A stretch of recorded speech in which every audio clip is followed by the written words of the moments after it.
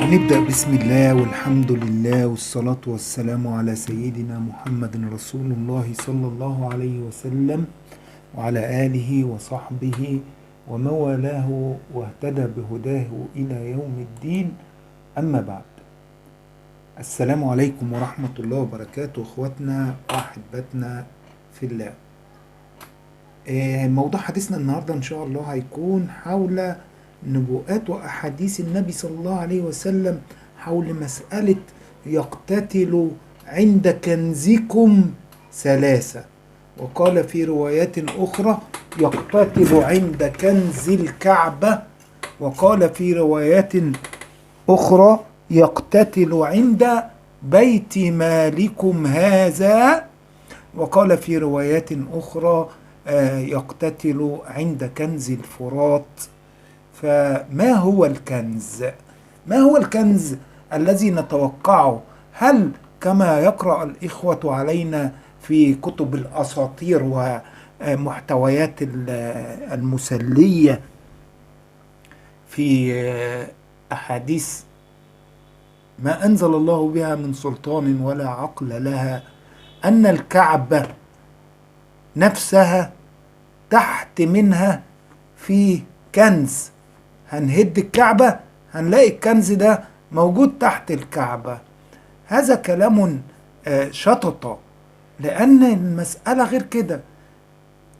أنا بنقل لكم بالأمانة عن شاهد عيان من ضمن المهندسين اللي هم سنة 2014 كانوا مستلمين عملية إعادة بناء الكعبة. الحقيقة ان في 2014 الكعبة ديت هدمت جدرانها بالكامل وأعيد بنائها من الداخل والخارج، وكان حولها ستائر وسياج، وكان ذلك معلن أنه عملية ترميم للكعبة، إلا أن شهود عيان ثقة مقربين منا كانوا يعملون في هذه العملية. ليا صديق من الأردن مهندس، وهو هيعرف من نفسه لما أنا بتكلم، كان من ضمن الناس اللي شاركت في عملية هدم جدران الكعبة القديمة، وكان من ضمن شهادته إنه ما رأى في حياته قوالب طوب متآكلة وأكلتها أرضت الأرض، بمثل ما رأى الحوائط القديمة التي أزالوها من الكعبة وجاءوا بطوب حديث قاموا ببنائها بشكل هندسي أحسن وتزيينها من الداخل ومن الخارج حتى أصبحت على الشكل الذي نراه. الشاهد إن ما لقوش تحت الكعبة لا كنز ولا حاجة، كان الحفر موجود وكان الشغل موجود، والمسألة أساسا غير عقلانية. ليس كنز الكعبة هو ما تقولون أنه تحت الكعبة. الدليل الطريق الآخر من حديث النبي الذي قال فيه يقتتل عند بيت مالكم هذا، وأشار بيده إلى بيت مال المسلمين في منطقة العرب، قال ثلاثة. فكنز الكعبة جاءت في رواية بيت مالكم، فلذلك كذلك في رواية يقتتل عند كنز الفرات. فهل تحت الفرات كنز؟ يقولون جبل من ذهب. نعم، جبل الذهب له مفهوم غير ما ترون أيها الإخوة الأحبة. هنا نتحدث عن كنز هو من أكبر الكنوز العالمية في الأرض، والذي هو كنز البترول. ما هو كنز الفرات وكنز الكعبة وكنز العرب؟ ما وجدنا في السنوات الأخيرة حجم دخل مادي وأموال طائلة كما كان حجم مبيعات البترول في دول الخليج والعراق. في عام 2023 بس اللي احنا مضى ده تقارير إجمالي صادرات النفط من دول مجلس التعاون الخليجي الستة بس بلغ 416 مليار دولار في سنة. ده التقارير بتاعت منظمات الأوبك والأوبك بلس، عدا السوق السوداء طبعا والسوق الخفية والكميات المنهوبة والمجانية وفق اتفاقيات الحرامية السابقة بين الدول الغربية والدول العربية. طيب هل ده يعتبر كنز؟ 416 إلى 500 مليار دولار سنويا. يعني احنا بنتكلم في آخر ربع قرن، وهنجيب تقارير لو حبيتم مفصلة بالمسألة دي، في آخر 25 سنة بس ما بين 12 ل 15 تريليون دولار.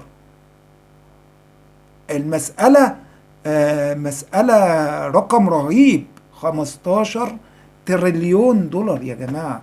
عارفين تريليون دولار يعني 1000 مليار دولار من الأخضر ده، أبو 50 جنيه مصري. الحقيقة الفترة من 2005 ل 2014 ل10 سنين دول لوحدهم كانت فترة ارتفاع أسعار النفط، لأن قبليها من 1900 احنا هندرس ال 25 سنة بس الأخرين، ربع قرن، من 99 ل 2004 كان سعر برميل البترول ما بين 15 ل 40 دولار، وكان مجموع المبيعات في هذه الفترة تقديريا حوالي 1.2 إلى 1.5 تريليون دولار في فترة 5 سنين. الفترة من 2005 ل 2014 دي كانت فترة زهزهة 10 سنين، كان فيهم ارتفع سعر النفط وبلغ سعر برميل البترول من 15 إلى 40 إلى 140 دولار للبرميل الواحد في عام 2008، مع متوسط كان بيتراوح ما بين 90 ل 110 دولار للبرميل. الفترة دي كانت من أعلى فترات الإيرادات، 10 سنين اللي دخلت فيها إيرادات نفطية قبل موت خليفة 2015. كان إجمالي الإيرادات النفطية ل6 دول خليجية فقط من 5 ل 6 تريليونات دولار. تريليونات دولار يا جماعة. الفترة من 2015 ل 2020 دي كانت 6 سنين كان فيها فترة التقلبات وانخفاضات أسعار، لكن برضو وصل المبيعات لحوالي 2 تريليون دولار. الفترة من 21 ل 23 4 سنين بس إجمالي مبيعات 1.5 تريليون دولار. إجمالي مبيعات الدول الخليجية فقط المعلنة الرسمية من خلال منظمات الأوبك والتقارير الدولية بلغت ما بين 10 إلى 12 تريليون دولار. رقم رهيب، رقم رهيب. التريليون ده 1000 مليار دولار لو توزع نصهم على الشعوب الإسلامية أو ربعهم لكانت الحال غير الحال في هذه الشعوب الفقيرة. لكن في بعض السنوات مثل فترة ارتفاع أسعار النفط 2005 ل 2014 الإيرادات ديت بلغت حجم 6 مليار، ده المعلن 6 تريليون. فكانت المسألة كنز رهيب. الأرقام دي بتتكلم إن في 25 سنة حوالي 12 مليار 12 تريليون دولار دخل من مبيعات النفط. 12 تريليون. متوقعين يا جماعة دول الخليج بس، لا قلنا العراق ولا أي دولة خارجية، دول ال6 دول اللي هم السعودية والإمارات وقطر وعمان والبحرين والكويت بس. في منطقة الخليج اجتمعوا أجمع لهم 12 إلى 15 تريليون دولار في ربع قرن. أليس هذا كنز؟ يعني مهما هيلاقوا ذهب ومهما هتلاقوا ذهب هيوصل في يوم من الأيام لهذه الأرقام؟ لا يمكن أن يصل طبعا اقتصاديا، إلا أن الذهب ينزل أسعاره للأرض. ما أنتوا لو لقيتوا جبل ذهب هيبقى الذهب رخيص جدا، لكن الخزانة التي الكنز الذي قال عنه رسول الله صلى الله عليه وسلم في طريق من طرق الحديث: بيت مالكم. هو الكنز هو إيرادات هذه الثروة، وهذا الذهب الأسود الذي خرج من باطن الأرض، من أرض شعوب العرب. الفلوس دي كانت بتروح فين بقى؟ أو راحت فين؟ هي لا يمكن تتصرف.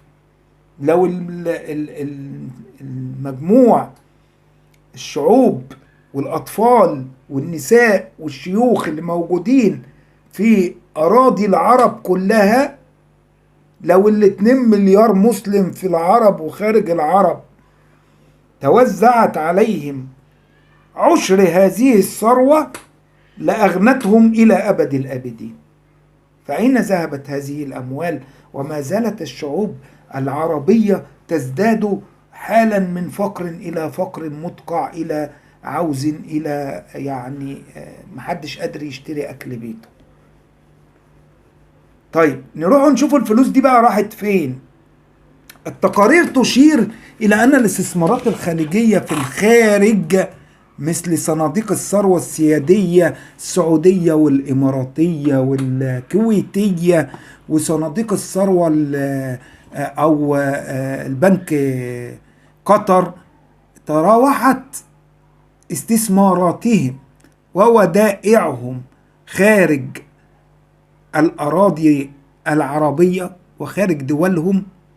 كانت الاستثمارات ما بين 600 مليار دولار وفقا للتقديرات. دي كانت بتمثل فقط الصناديق السيادية في الغرب في السنة.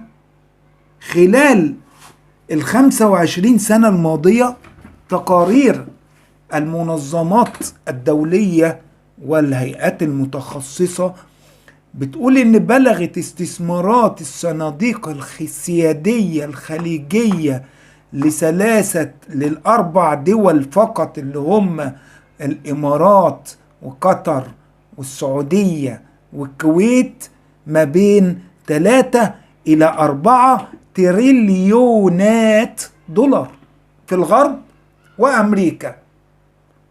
ده الرسمي للصناديق السيادية المعلن أنها مملوكة لأمير الدولة، مش للدولة. مفيش حد الدولة بتملكش حاجة، فضلا عن الاستثمارات طبعا الخاصة بالأمراء والشراكات الغير معلنة والسرية. ده بالنسبة للاستثمارات. طيب الودائع، الفلوس دي بتتحط فين؟ عشان كده عايزين نروح نكسروا البنوك الخليجية دي ونشوفوا الفلوس دي فين. مش هتلاقوها، لأن إجمالي ودائع الخليج في الخارج كلها، حتى البنوك المركزية الخليجية وكبار المستثمرين وأموال الصناديق السيادية كلها مودعة خارج الدول العربية وخارج أقطار تلك الدول. الودائع فقط الرسمية تصل إلى 3.5 تريليون دولار المعلن منها. ومن أكبر المودعين في الخارج تعتبر السعودية والإمارات وقطر، وتميل تلك الدول الثلاثة إلى دائما وضع أموالها وودائعها وكل ما تخاف عليه خارج بلادها وليس عندها في بنوك أوروبا وبنوك أمريكا، كما تميل الدول الثلاثة الأخرى اللي هم الكويت وعمان والبحرين إلى الاحتفاظ بالجزء الأكبر من احتياطاتها في الأسواق الأجنبية كأصول مالية متنوعة خوفا من الانقلابات. البنوك المركزية الستة بتاع الدول الخليج ما فيهاش فلوس بالطريقة دي. إجمالي الفلوس الموجودة في البنوك المركزية لو قدمنا وبصينا نظرة عامة عن احتياطات الدولية اللي بتحتفظ بيها هذه البنوك، هنقوله البنك السعودي اللي هو اسمه السامة احتياطاته الدولية بتبلغ من 450 ل 500 مليار دولار. دي المعلن في 2023. طيب موضوعين فين؟ لا خارج البلد، مش موضوعين في قلب البنك. الإيداعات دي البنك بيستثمرها في الدول الخليجية، الدول الأوروبية والدول الأمريكية عشان ينميها. وطبعا البنوك المركزية لا تعلن سنويا تقارير عملياتها مثل بقية البنوك. الإمارات البنك المركزي 120 ل 130 مليار دولار، قطر البنك المركزي 60 ل 70 مليار دولار، الكويت البنك المركزي 50 60 مليار دولار. دي احتياطات الفلوس المعلنة ان البنوك دي احتياطاتها كام. البحرين احتياطاته المالية 5 ل 10 مليار دولار، عمان 15 ل 20 مليار دولار. اجمالي احتياطات البنوك المركزية للدول الخارجية الستة ما بين 700 إلى 800 مليار دولار. احنا كنا بنتكلم في 25 سنة اللي فاتت بس، ليس الفترة ما قبلها، قلنا كان عندنا 12 إلى 15 تريليون دولار. طب ده اللي موجود في البنوك المركزية كله على بعضه باللي بيستثمروه بره باللي جوه لم يبلغ 1 من 15، مش من 10.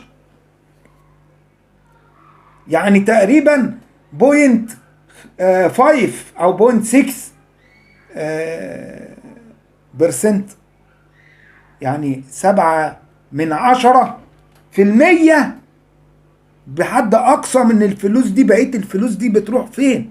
تقدر الاشارة الى ان هذه الارقام دائما تتحرك مع الاسواق وتقلبات اسعار النفط. طبعا اعلى الدول دي في الانتاج والتصدير عندنا السعودية، بيتراوح دخلها اليومي حوالي 640 مليون دولار كل يوم. 640 مليون دولار ما يعادل سنويا حوالي 233 مليار دولار. السعودية لوحدها سنويا يخش لها ما يقارب 0.25 تريليون دولار. الامارات سنويا حوالي 87 مليار دولار. الكويت حوالي 58 مليار دولار. الكويت دي عاملة شبه منطقة يعني تعتبر جزء حتى من محافظة من محافظات لا تعتبر، لا يمكن اعتبارها محافظة من محافظات مصر مثلا. تمتلك دخل سنوي من البترول 58 مليار دولار سنوي. قطر 20 مليار دولار، عمان 29 مليار دولار، البحرين أقل دولة سنويا 7.3 مليار دولار سنوي. إجمالي قيمة الصادرات النفطية سنويا في 23 بلغ 434.3 مليار دولار كل سنة، بتقدير على متوسط على 25 سنة. يعني متوسط 25 سنة كان 434 سنة، اضربهم في 25 هيطلع لك حوالي 13 تريليون دولار. الموجود منهم في البنوك المركزية بتاعت الدول حوالي 750 مليار. يعني مش 1 من 15 يا جماعة. دي مشكلة كبيرة. فين فلوسكم؟ بتروح فين؟ أين تذهب تلك الكنوز؟ أين توجه وتنفق وتودع تلك الأموال؟ كيف توزعها؟ يتم توزيعها على الأمراء والملوك أصحاب الأرض، وهم أصحاب الأرض لوحدهم، وهم أصحاب الاستثمارات والأرصدة الخليجية لهم خارج الخليج، كلها خارج الخليج والمشرق العربي كله وخارج الدول الإسلامية. ولا عزاء للشعوب، الشعوب تأكل من الفقر طوب.